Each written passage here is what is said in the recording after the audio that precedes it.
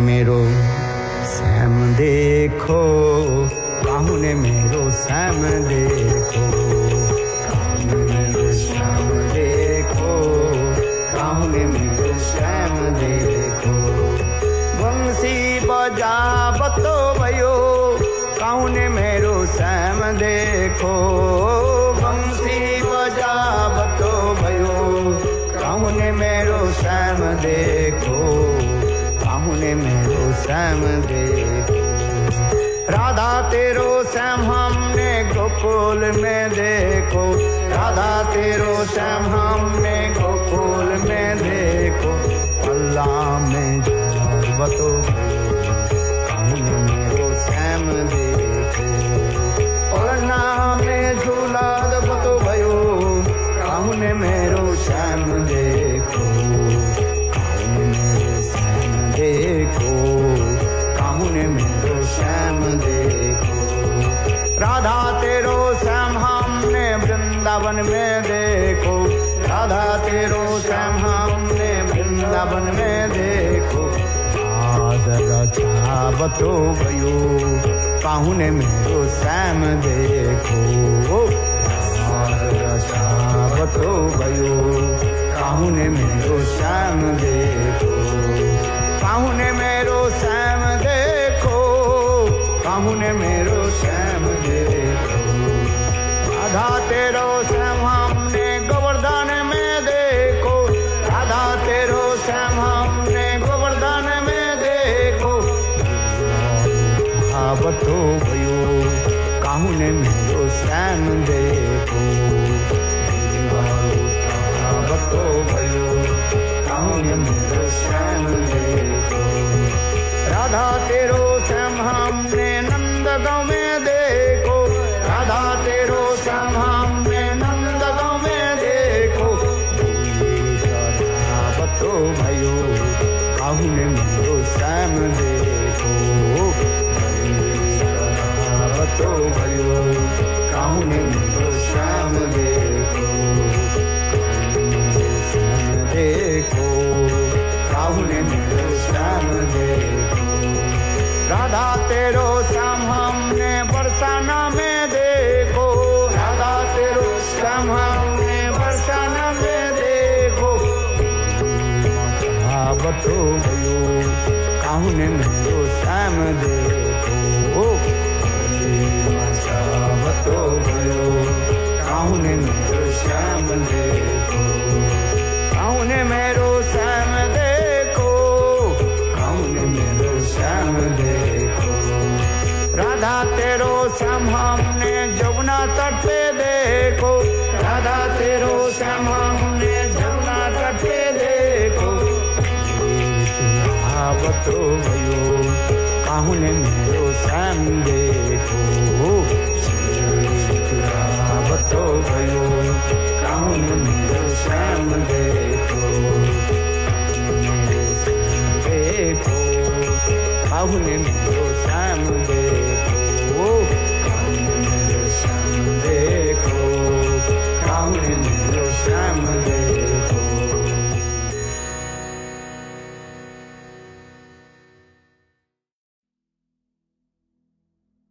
हम लोग श्री प्रेम संपुट ग्रंथ का अध्ययन कर रहे हैं, अनुशीलन कर रहे हैं, जिसमें कृष्ण राधा जी के प्रेम महात्मा के राधा जी की मुखारविंद से सुनने के लिए देवांगना के रूप में प्रकट हुए। हम लोग कल श्रवण किया था ये किस प्रकार राधा जी वह देवांगना वेशधारी में कृष्ण की जो है परिप्रश्न करने लगे और अनंतर देवांगना वेशधारी कृष्ण अपने को परिचय दिया। वे कहाँ से आए हैं? स्वर्गलोक से। यहीं तक भी उन्होंने बताया स्वर्गलोक से इसलिए आए हैं, ये कृष्ण के वेणुध्वनि के इतने मधुरता, कमनीयता, चित्त आकर्षकता में उस वेणुध्वनि की सुन करके वे आए हैं और उनसे साक्षात रूप में दर्शन करने के लिए। और विशेष करके वह बंसीवाड़ में, यहाँ पर कृष्ण गोपियों के साथ बंसी ध्वनि के द्वारा समस्त गोपियों की जो है एकत्रित करते हैं और गोपियाँ भी उत्कंठित होकर के कैसे कृष्ण के साथ मिलते हैं, इसलिए वे स्वयं परिचय दे रहे हैं कि मैं स्वर्गलोक से ये स्वर्गलोक त्याग करके अत्यंत उत्कंठा के साथ इस वृंदावन में बंसीवाड़ में मैं निवास कर रहा रही हूँ। और श्रीमती राधिका इस कथा को सुन करके बहुत प्रसन्न है। देवरूपी श्री कृष्ण की बात सुनकर श्री राधा ने परिहास युक्त मधुर वाक्य द्वारा कहा, ओह धन्य, मुझे लगता है कि स्वर्गपुरी में रहने वाली अन्य समस्त देवियों की अपेक्षा तुम भी सर्वाधिक चतुर हो, क्योंकि केवल तुमने ही अपने तीव्र उत्कंठा रूपी तलवार द्वारा छिन्न इंद्रिय होकर इस वेणुध्वनि के मूल कारण से ढूंढने की चेष्टा की है, रमणी से नहीं। अतः तुम ही सुमान हो, अर्थात तुम्हारा मन ही सुंदर है, राधा जी कह रही है। तात्पर्य यह है, ये वास्तव है, ये एकमात्र कृष्ण की दर्शन करने के लिए जिनकी मन उत्कंठित होती है वही तो धन्य है। क्या अर्थात मेरी करें, राधा जी करें, अर्थात मेरी भांति ही तुम परपुरुष श्री कृष्ण में आसक्ति हुई हो, इसलिए तुम सुमान हो। अब इस सुमन की तात्पर्य और भी व्याख्या कर रहे हैं। तात्पर्य है कि श्री कृष्ण को प्राप्त करने की उत्कंठा से यद्यपि उनका भी मन स्थिर नहीं है और वे सदैव विषय भाव से अनेक प्रकार की यंत्रणा भी भोग कर रही है, तथापि अपने उत्कंठा की निवृत्ति के लिए किसी प्रकार की चिंता नहीं कर रही है। इसलिए उनका सुमन अर्थात सुंदर मन वाली यह नाम सार्थक है, नाम व्यर्थ है। ये पहले तो कहा जो कृष्ण की दर्शन करने के लिए अत्यंत उत्कंठा होता है, जिसके मन उसके तो सुमन कर है। फिर दूसरी अर्थ में बता रहे हैं ये कृष्ण की दर्शन करने के लिए इसको क्या करना पड़ता है, समस्त का विषय को जो है त्याग देना पड़ता है। अपने प्रियजन की संबंध और यहाँ तक कि अपने शरीर के भी संबंध भी त्याग देना पड़ता है। खाना पीना ये भी अपने आप वो छूट जाता है। त्याग देना क्या, अपने आप वो छूट जाता है। और उत्कंठा की निवृत्ति कैसे हो उसकी भी चिंता भी नहीं करते हैं। इसलिए उनका सुमन अर्थात सुंदर मन वाली यह नाम व्यर्थ है। दूसरी ओर तुम सुमन अर्थात सुंदर उत्कंठा उत्पन्न होने के साथ ही साथ उसकी निवृत्ति की लालसा से इस स्थान पर उपस्थित हुई हो, अतः वास्तव में तुम ही सुमन हो, सुमना हो। ये इतने उत्कंठा लेकर के आप यहाँ पर अर्थात स्थान पर आए, आप ही धन्य हो। और अतः वास्तव में तुम ही सुमना हो, सुमना नाम धारण करना तुम ही शोभा देते है, तुम ही धन्य हो। राधा जी करे। इस प्रकार राधा के मधुर परिहासपूर्ण वचनों के सुनकर देवांगना वेशधारी श्री कृष्ण मधुर हास्य कांति द्वारा अपने होठों के धोए हुए मंद मंद भ्रू नर्तक के साथ बोले, हे राधे, पर नारी को अपने समान मत समझना। अर्थात तुम जिस प्रकार परपुरुष श्री कृष्ण में आसक्त ही हो, मुझे भी ऐसे मत समझ लेना। मुझे यहाँ देखने भी समर्थ हो सकते हैं। कौन करे? कृष्ण करे, अर्थात देवांगना वेशधारी कृष्ण करे है। तब राधिका बोली, तुमने किस कारण से इस स्थान पर आगमन किया है? इस कृष्ण के विलास का एकांत में अनुभव करो। तुम्हारा परपुरुष से प्रयोजन क्या है? जैसे भी हो, अब तुम बोलो, तुम्हें मुझे क्या पूछना है? राधिका बोली, परपुरुष के प्रति आसक्त होना उचित नहीं है। जो साध्वी सती जो नारी है, ये परपुरुष के देखने की उसके उत्कंठा रखना नहीं चाहिए। तुम्हारा परपुरुष से प्रयोजन क्या है, ये बात बताओ। है राधिका जी प्रश्न कर रही है। जैसे भी हो, अब तुम बोलो, तुम्हें मुझसे क्या पूछना है? तुम क्या चाहते हो मुझे बताओ। अब तक मैंने तुमने परिहास आदि किया, यह केवल इसलिए कि तुमने मुझे अपने सुखी मानकर अंगीकार किया है। मैं जैसे आपको सुखी समझ लिया, आप भी मुझे उसी प्रकार सुखी मान लो। इसलिए मैं आपके साथ थोड़ा परिहास किया है, लाफ एंड जोक है, प्रेम पूर्वक परिहास किया। देवांगना वेशधारी श्री कृष्ण बोले, सखी तुम परिहास करो, और परिहास में तुम्हें कौन पराजित कर सकता है? मेरी सखी राधे, तुम मेरी सखी हो, यह अति सामान्य बात है। अपितु तुम तो मेरे प्राण की समान प्रियतमा हो। यह सत्य है कि तुम मानुषी हो, किंतु देवबोधि में भी तुम्हारे पवित्रकारी गुण कथाओं को नतमस्तक होकर प्रणाम करती है।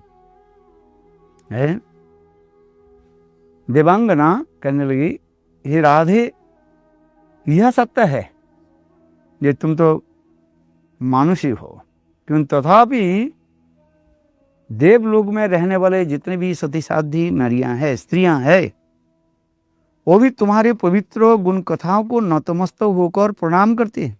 तात्पर्य है कि यद्यपि श्री राधिका लीलारस आस्वादन की लालसा से मानवीय रूप से प्रकट होकर विहार कर रही हैं, तथापि वस्तुतः वे साधारण प्राकृत मानवी नहीं हैं। वे अत्यंत श्री भगवत अवतार के मूल अवतारी स्वयं भगवान श्री कृष्ण की पूर्ण शक्ति स्वरूपिणी है। अतएव उन श्री राधे को गुण कथाओं को यदि देवांगना आदि भी प्रणाम करती है, तो उसमें आश्चर्य की बात क्या है? यहाँ पर सिद्धांत दे रहे हैं। ऊपर से हम देख रहे श्रीमती राधिका एक साधारण मानवी जैसे लग रहे, स्त्री जैसे लग रहे, किंतु वास्तव में श्रीमती राधिका तो स्त्री भी मानवी नहीं है, अरे ऑर्डिनरी स्त्री नहीं है, वुमेन नहीं है। इसलिए ये देव देवियां उनकी भी चरण कमल की जी प्रणाम भी करे, स्तुति भी करे, है इसमें आश्चर्य की बात क्या है?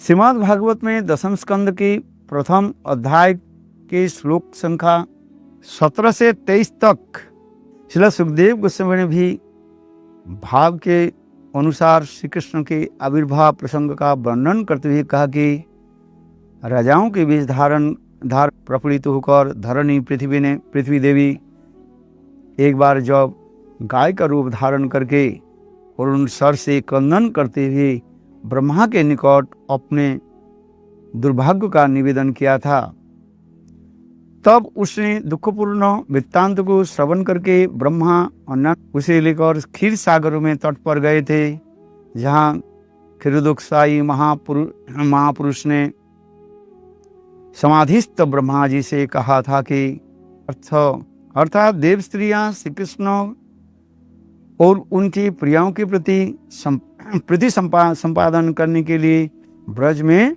जन्म ग्रहण करेंगे। अतएव दासी योग्य देव बधुओं के प्रणाम अयुक्तिक नहीं है, युग युग तो है। अर्थात कृष्ण जब प्रकट होंगे तो स्वर्ग के रहने वाली भी, वो समस्त रमणीय भी इस ब्रज में जन्म ग्रहण करे। देवांगना वेशधारी कृष्ण और भी बोले, सखी मैं इस समस्त अतिरंजित यानी अलंकार युक्त वचन तुम्हारी स्तुति करते हुए नहीं कर रही हूँ, अथवा तुम्हारे प्रति उदासीन वशत परिहास करने के लिए भी नहीं कह रही हूँ, अतएव तुम लज्जित मत हो। मैं कभी भी मिथ्या वचन नहीं बोलूंगी। समुद्र कन्या लक्ष्मी देवी तथा पार्वती तक भी सौंदर्य और सौभाग्य आदि गुणों से तुम्हारे समान नहीं है। अनंत कोटि विष्णु लोक नम्र पद्म जार चिते हिमाद्रिजा पुलो मजा विरिंचजा बराप्रदे अपार सिद्धि रिधि सत्पदंगुली नगे कदा करी शशि मन कृपा कटाक्ष आजनम है। इसलिए वो देवांगना जो बोल रही है ये सत्य है। इस प्रकार के वचन चैतन्य चरितामृत में भी गौरांग सुंदर के प्रश्नों के उत्तर में श्री रामानंद राज में भी कहा है। जहाँ शुभ गुण बांचे सत्य भमा जार ठाई कला विलास सिके ब्रज रमा जार सौंदर्य आदि गुण बांचे लक्ष्मी पार्वती जार पतिव्रता धर्म बांच अरुंधति जार सदगुण गुणे कृष्ण न पाए पार पार गुण गणिबे केमन तेजी विचार। सत्यभामा आदि जनी महिषियों भी है, रुक्मिणी सत्यभामा आदि ये समस्त महिषियाँ भी राधा जी की सौभाग्य आदि देख करके कैसे प्रार्थना आदि करते रहते हैं। श्रीमद् भागवतम दशम स्कंद में कौन सा अध्याय 90 नहीं, जहाँ पर करने वह समस्त कृष्ण के नहीं राधा जी के कुमकुम रंजित चरण कमल में हम लोगों की जय उसी प्रकार रति हो। उसमें श्लोक है ना, वह सुंदर श्लोक याद है। ये दशम स्कंद मेरे ख्याल से जय 90 89 और 90 में होगा शायद, अंतिम के जा करके ये समस्त सत्यभामा आदि महिषियाँ जो है मैंने ब्रजरमणियों की विशेष करके राधा जी की प्रेम महिमा वर्णन करते हुए ये कार्य, इसलिए सत्यभामा है। यहाँ तक भी लक्ष्मी पार्वती है, ये लोग भी अपने पतिव्रता धर्म को त्याग दे करके कृष्ण के साथ मिलने के लिए नाजनी कैसे उत्कंठित होते रहते हैं।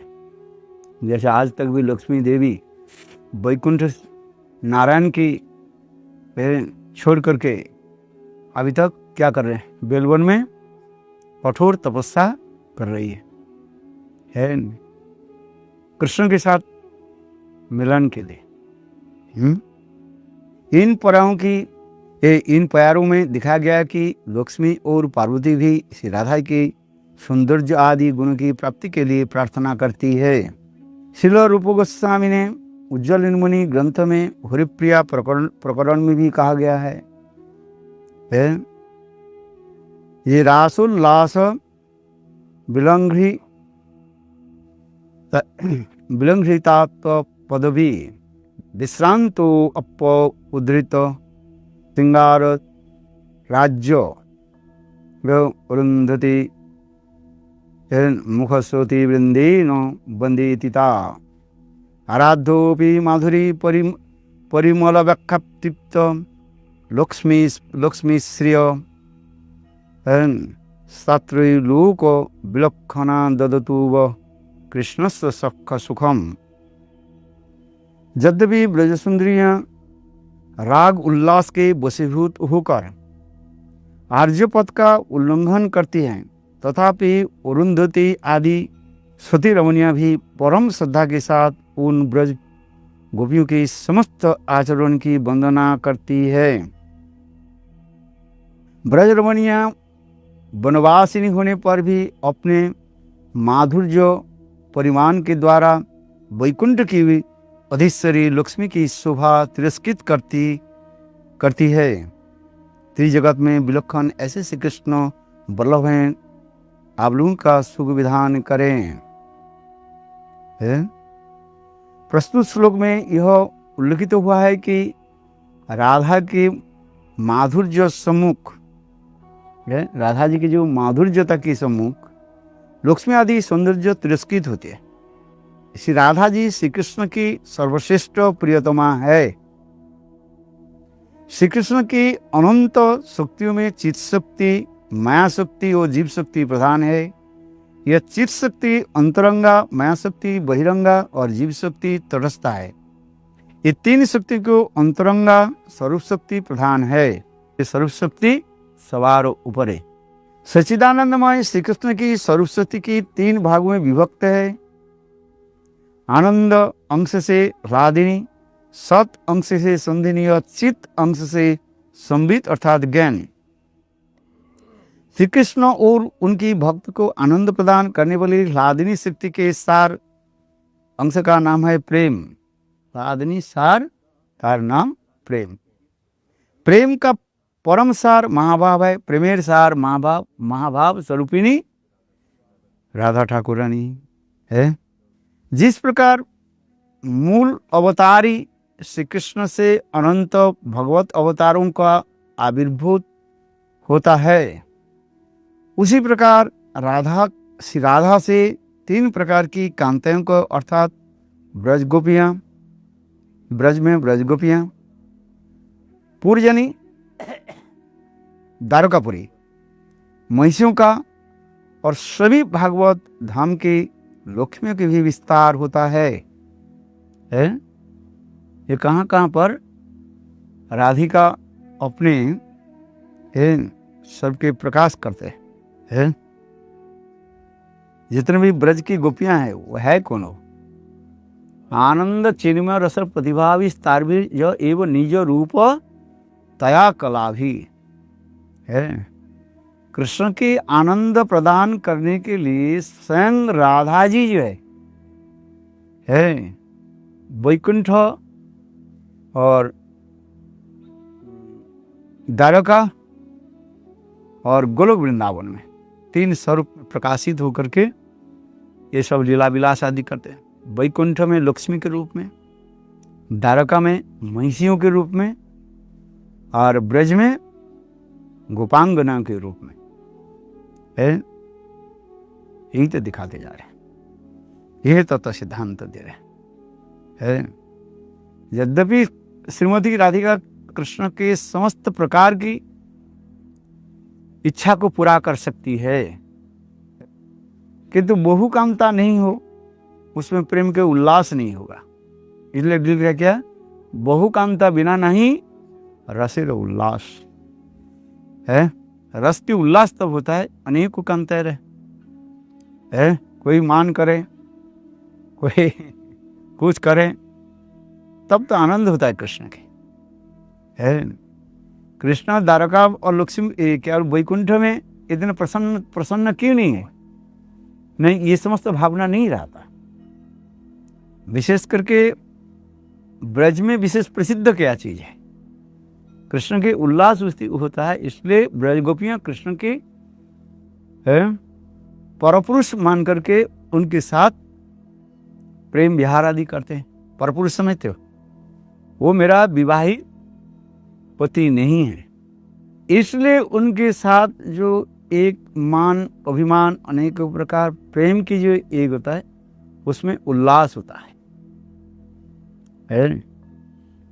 राधा आदि गोपियां तो कभी कभी कृष्ण की भी मान करते हैं, ये भी बोल देते हैं थोड़ी आप थोड़ी मेरा पति थोड़ी हो, तुम्हारे साथ हमारी क्या संबंध है? माधव माधव जाहि माधव माधव माँ बद कई तवा है। गीत गोविंद में तो जयदेव गोस्वामी पाद इसके कितने सुंदर रूप में वर्णन कर रहे हैं।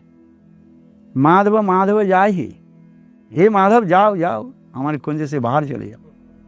माँ वो तो कोई तब, तुम्हारी जो है ये कोई तब यानी कपट वाक्य को हमें बोलने की जरूरत नहीं है, बहुत सुन लिया। माँ वो तो कोई तो है। फिर उसकी दूसरी अर्थ लगा दिया जाए, जब क्रोध शांत हो जाती है तो राधा जी क्या कहते, माधव माधव जाही, इसके अर्थ भी सुंदर लगा देते हैं। माँ धव, माँ माने नहीं, नेगेटिव आ रहे हैं, और धव माने जो जल्दी जाना है। धावयती होते ना, उसे धव शब्द के लगा रहे हैं, बोले जल्दी मत जाओ आज, ये शब्द लगा देते हैं। अरे जाना तो तुम्हारे है, तुम तो हमारे पति नहीं हो, ये तो सत्य है। और हम दोनों एक ही साथ में अधिक समय भी नहीं रह सकते, ये भी ठीक है, किंतु जल्दी जल्दी मत जाओ, घोड़े के भांति दौड़ करके मत जाओ, है थोड़ी के समय बैठ करके जाओ। ये माधव माधव है, डबल आ गया ना, है इसलिए माधव माधव जाही, तुम्हारे कपट वाक्य के सुने ने। फिर उसके बाद दो माँ पिछले होगी ना, माँ आगे लगा दी और इधर माँ लगा दी, टू नेगेटिव में। अरे तुम्हारे कोई तो नहीं है, तुम कितने सुंदर बात बोलते हो, मैं सुनना चाहती हूँ। संस्कृत में एक शब्द के दूसरे शब्द घुमा फिरा करके लगा दे, अर्थ अलग हो जाता है। और कई तो तुम्हारी कथा जी कितने मधुर है, कपटराता रहित है कथा है, वही तो मैं सुनना चाहता हूँ। कभी मान में और कभी मान रहित होकर के राधा जी कृष्ण के साथ ऐसे प्रेम सूचक शब्द बोलते रहते हैं।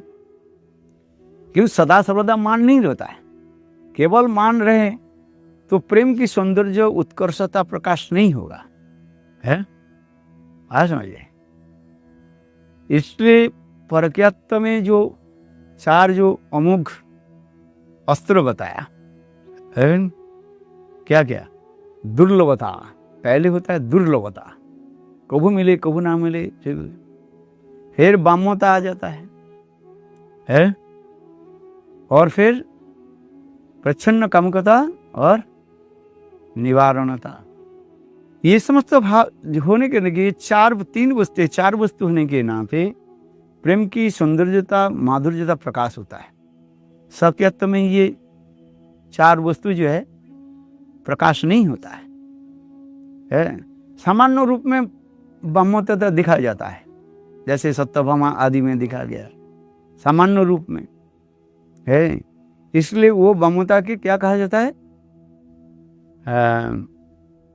परिपूर्ण ब्रह्मता नहीं है, उसके कहते हैं आभास, मान की आभास कहा जाता है, मानाभास कहा जाता है। ये समस्त दिखा रही है। इसलिए राधा जी महिषी की लक्ष्मी, हाँ क्या बोले, ब्रज की गोपियाँ, पुर की महिषियाँ और सभी भगवत धाम की लक्ष्मियों का विस्तार होता है। लक्ष्मी गणेर विस्तार, इसमें वो क्या बोले, इसके संवाद में आ रहे हैं। जब चैतन्य महाप्रभु वेंकट भट्ट से मिले, हास परिहास करने के बाद चैतन्य महाप्रभु ये भी तत्व सिद्धांत दिखाया गया है। बहुत सुंदर उसमें भी कथा प्रसंग है। श्री राधा जी इन तीनों की मूल अंशिनी है। अंशिनी माने यहाँ पर अंश आदि प्रकाश होते अंशिनी कहा जाता है। यहाँ से अवतार आदि प्रकाश होते उसके अवतारी कहा जाता है। इसलिए कृष्ण के क्या कहा जाता है, कृष्ण अवतार नहीं है, अवतारी, वो मूल अवतारी कहा है। अवतार तो अनेकों स्थान से प्रकट भी दिखाया गया। और क्या बोले, गर्भोदक से ही तो क्षीरोदकसाई विष्णु से भी कुछ अवतारों की जो है प्रकाश दिखाया गया। इस समस्त लघु भागवतमृत ग्रंथ में दिखाया गया।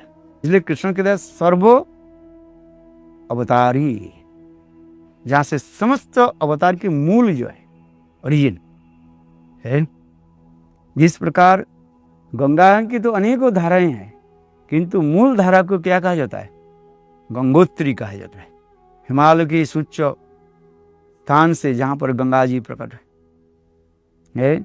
फिर हजारों स्रोत धारा से धीरे धीरे धीरे नीचे उतरने लगे, फिर अनेकों धारा कहाँ कहाँ का वो प्रवाहित होती जा रहे है।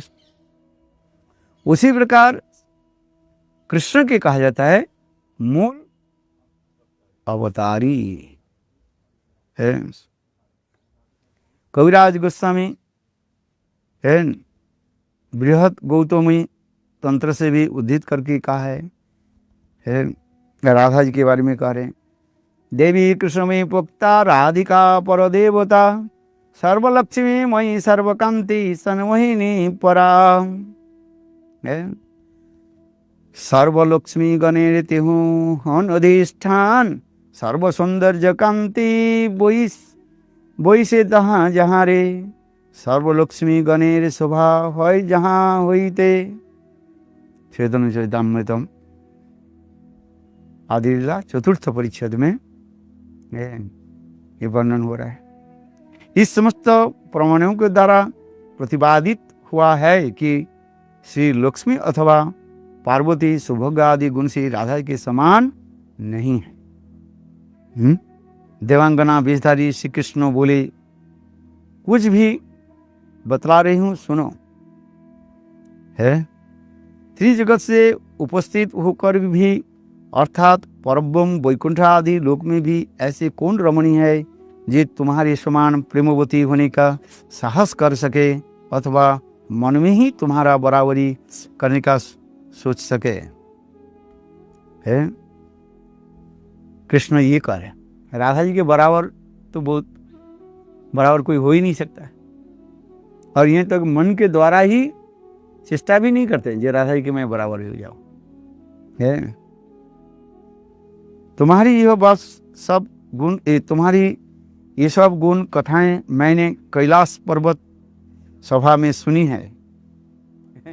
कृष्ण कह रहे हैं, अरे आपके ऐसे गुण कथाएं जो है मैं पार्वती देवी की मुखारविंद से श्रवण किया।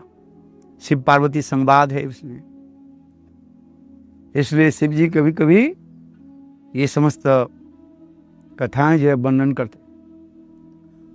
अतः मेरे अपने कपोल कल्पित वचन नहीं है, हे राधे है। मैं जो कुछ भी कह रही हूं ये अतीव सत्य है कि मैंने सुना है।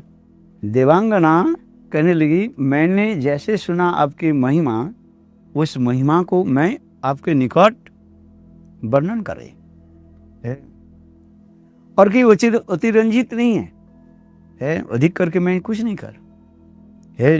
क्योंकि कभी कभी कोई व्यक्ति जो है अपने स्वार्थ सिद्धि के लिए है अतिरंजित शब्द कह करके अपने काम में निकालते है।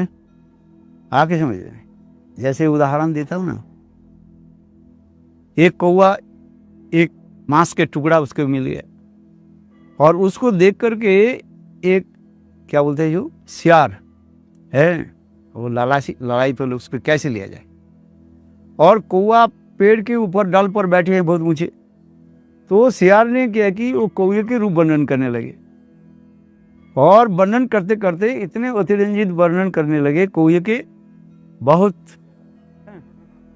सुना दे। कौवा अपने प्रशंसा आत्म प्रशंसा सुन करके है बहुत प्रसन्न थे। अंत में सियार ने कहा, देखो बहुत दिन हो गया तुम्हारे मुख से तुम्हारे जो स्वर को मैं नहीं सुना है, तुम इतने सुंदर स्वर से कीर्तन करते हो वह अभी तक मेरा याद है। तुम एक बार कीर्तन मुझे सुना दो बस।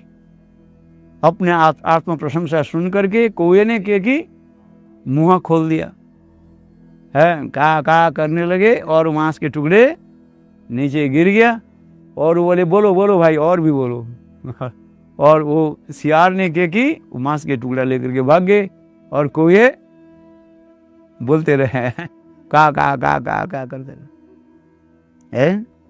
इसलिए कहने की तात्पर्य है, जिस प्रकार सियार अपने स्वार्थ सिद्धि के लिए मांस के टुकड़े प्राप्ति करने के लिए और उसके प्रशंसा सुनाया, और वो आत्म प्रशंसा सुन करके वो अपने भजन के वो खो दिया है। उसी प्रकार की यह कह रहे हैं, कृष्ण कह रहे हैं, माने देवांगना कह रही हैं, हे श्री राधिके, मेरा कोई स्वार्थ नहीं है, निस्वार्थ रूप में है, वह अतिरंजित होकर के मैं कुछ नहीं कह रही हूं। जैसे आपकी महिमा देवी पार्वती के मुख से मैंने श्रवण किया है, वही आपके निकट मैं वर्णन कर रही हूं है। तुम्हारे गुणों का वर्णन सुनकर तुम्हारा साक्षात दर्शन करने के लिए मेरे मन में अत्यधिक अभिलाषा थी, और तुम्हारा दर्शन पाकर सचमुच मेरी यह अभिलाषा तो पूर्ण हो गई है। किंतु ऐसा होने पर भी मेरे अंतःकरण में जो अत्यधिक संताप प्रज्वलित हुआ है, वह ताप मेरी अंतर आत्मा के अत्यंत कठोर होने के कारण इस समय भी उसे टुकड़े टुकड़े नहीं कर पा रहा है। ये वास्तव जो मेरे मन में इतने कठोर उत्कंठा जो थी है, अत्यंत जो उत्कंठा की, ये आपके एक बार दर्शन हो गया। राधा जी की दर्शन वास्तव ये सत्य है, स्वर्ग में रहने वाली स्त्रियों के लिए तो संभव ही नहीं है, किंतु तथापि मेरे हृदय में इतने उत्कंठा और अभिलाषा होने के नाते है मैं यहाँ पर आई हूँ, और मेरे हृदय में इतने अत्यधिक संताप प्रज्वलित हुआ है, वह ताप मेरी अंतरात्मा को अत्यंत कठोर होने के कारण उस समय भी उसके टुकड़े कर नहीं पा रहे है। देवांगना इतने कह रही है। इस प्रकार देवांगना की वेशधारी श्री कृष्ण की असहनीय वेदना भरी बातों के सुनकर प्रेमवती श्री राधिका बोली, सखी तुम्हारी असीम तीव्र वेदना का कारण क्या है, उसे शीघ्र ही मुझे बतलाओ है, उसका हमें बताओ। ये आपके हृदय में इतने वेदना कष्ट के कारण क्या है वो भी बताइए। राधिका पुनः पुनः इस प्रकार प्रश्न करने लगी तो देवांगना वेशधारी श्री कृष्ण का कंठ अवरुद्ध हो गया, उनके नेत्र से निरंतर अश्रु प्रवाहित होने लगे और वे कुछ बोल नहीं पा रही है। श्री राधा स्वयं अपने मृदुल वसन अंचल द्वारा अश्रुजल से परिप्लुत उनके नयन और मुख को धीरे धीरे पोंछने लगे। कृष्ण कैसे क्या बोले, ड्रामा करने में कृष्ण कितना है चतुर है। राधा जी के थोड़ी सी भी भनक नहीं लगा रहे हैं, ये मैं कृष्ण हूं ये भड़क नहीं लगा रहे है। इसलिए समस्त स्त्रियोचित तो इसको भाव कहा जाता है। स्त्रियां ये अपने जो भावों के इतना रूप में प्रकट करते हैं, उसके किसी को पकड़ना संभव नहीं होता है। और कृष्ण जब स्त्री वेश धारण करके आए तो आप ये समझ लिए कृष्ण कितना चतुर है। आज इसलिए कृष्ण ऐसे सुंदर इसलिए ऊपर से दिखा रहे है, मेरा हृदय द्रवीभूत हो रहा है, आंखों से आंसू, जैसे ड्रामा में नाटक में वो जो ड्रामा करने वाले होते हैं वो ऐसे करते हैं, किसी को भनक नहीं लगते है। जिससे हमारे भक्ति विज्ञान भारती महाराज कह रहे थे, ये 50-60 साल पहले जो है स्त्रियां जो है ड्रामा नहीं करती है। विशेष करके ग्राम अंचल में जो है स्त्रियां ये सब नाटक फाटक में नहीं जाती है। तो इसलिए उस ग्रामांचल में रूरल एरिया ग्रामांचल जो लोग नाटक करना है, स्त्रियों के जो रोल कौन करेगा, वही पुरुष जो है स्त्रियों की जो वेश धारण करके करते रहते, क्योंकि कहीं भी करे तथापि कहीं न कुछ उनके जो है पकड़ लेते हैं लोग है, ये स्त्री नहीं है ये पुरुष है। उनके चलना बोलना हंसना भी पकड़ आ जाता है। किंतु कृष्ण जब स्त्री वेश धारण करके ये जो लीला आदि कर रहे हैं, स्वयं राधा जी भी पकड़ नहीं पा रहे है। इसलिए राधा जी स्वयं अपने मृदुल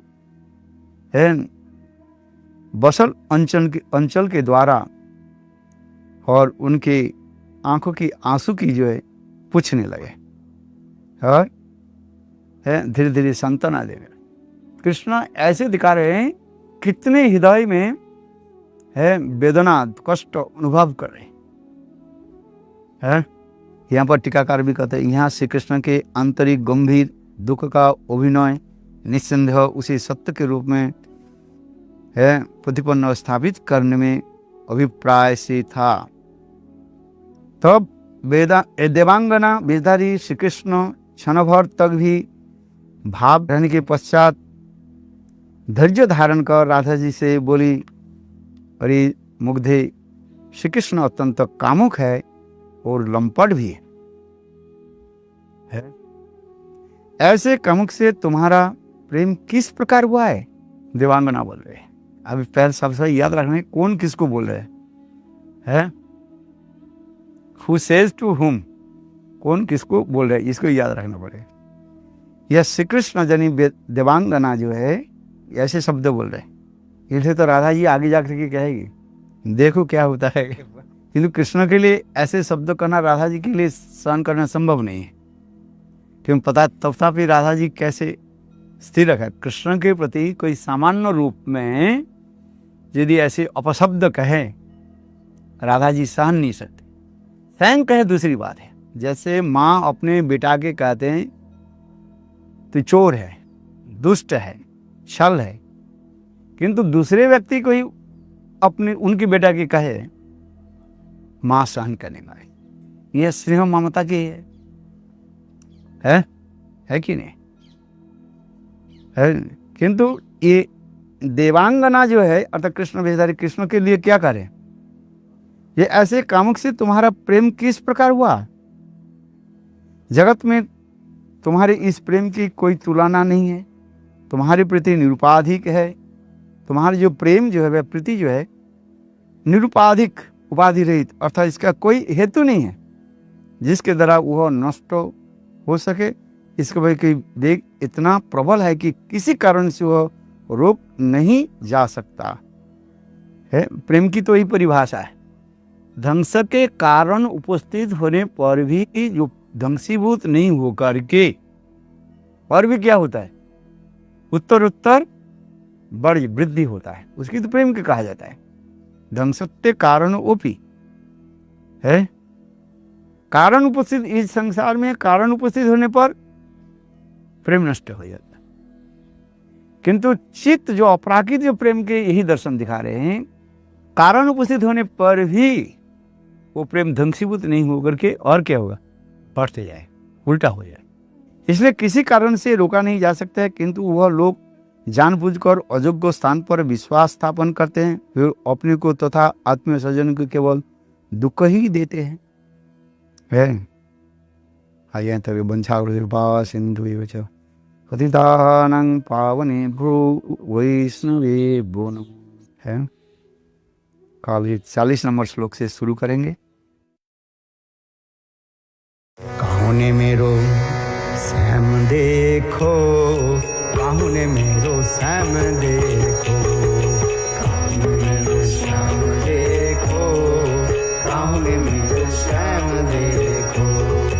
बंसी बजावतो भयो, काहू ने मेरो श्याम देखो, बंसी बजावतो भयो, काहू ने मेरो श्याम देखो, काहू ने मेरो श्याम देखो।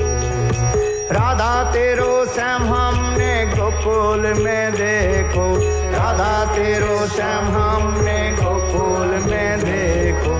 अल्लाह में बतो काहू ने मेरो श्याम देखो, अल्लाह में झूला बतो भयो, काहू ने मेरो श्याम देखो, काहू ने मेरो श्याम देखो।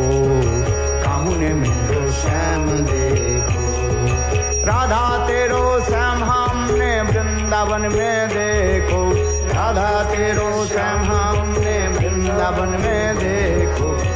आज रचावतो भयो काहुने मेरो श्याम देखो, आज रचावतो भयो काहुने मेरो श्याम देखो, काहुने मेरो श्याम देखो, काहुने मेरो श्याम देखो।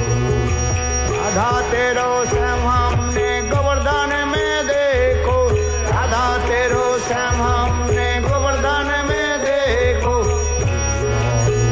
आवतो भयो काहुने मेरो श्याम देखो,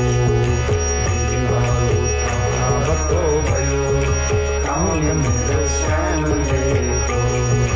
राधा तेरो श्याम हमने नंदगांव में देखो, राधा तेरो श्याम हमने नंदगांव में देखो।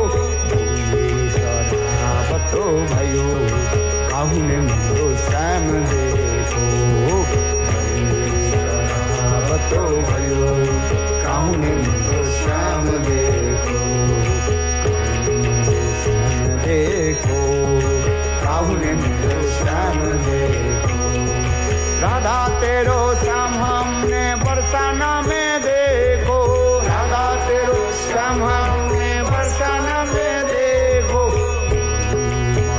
आवतो भयो काहुने मेरो श्याम देखो,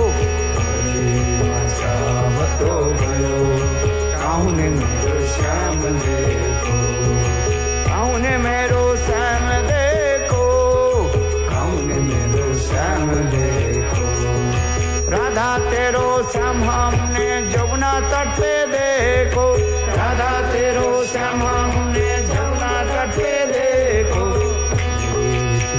आवतो भयो काहुने मेरो श्याम देखो,